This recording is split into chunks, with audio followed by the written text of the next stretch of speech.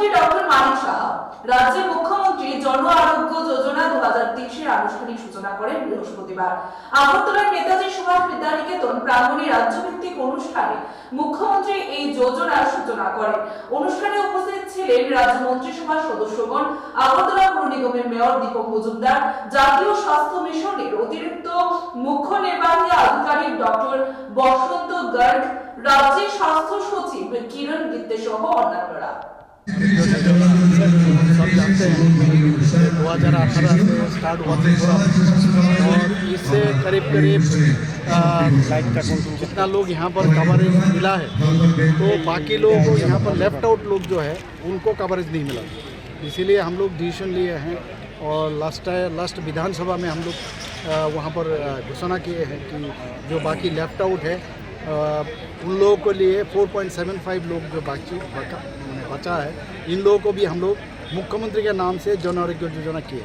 एकदम पूरा जैसे प्रधानमंत्री जन आरोग्य योजना है उस हिसाब से वो जो क्राइटेरिया रखे उस हिसाब से हम लोग बना रहे हैं। यहाँ पर जितना लोग है including me and our ministers MLAs all सब इसमें कवरेज में आएगा। तो ये मैं समझता हूँ ये ऐतिहासिक हिस्टोरिकल डे है आज, और ये हमारा जो वादा हम लोग करते हैं, हमेशा बोलते हैं, प्रधानमंत्री जी जो बोलते हैं वो करते भी हैं, वो भी हम इस दिशा पर हम लोग भी करते हैं। तो ये आज बहुत लोग देखें आप कितना लोग आए हैं यहाँ पर, और सभी खुश है।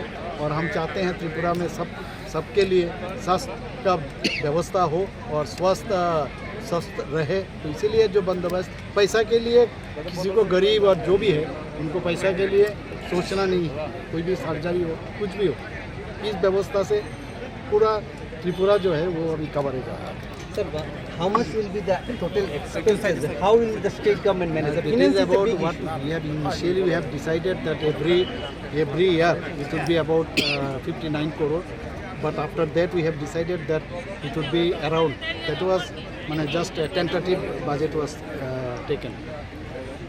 Now it will come about more than 100 crore. 100.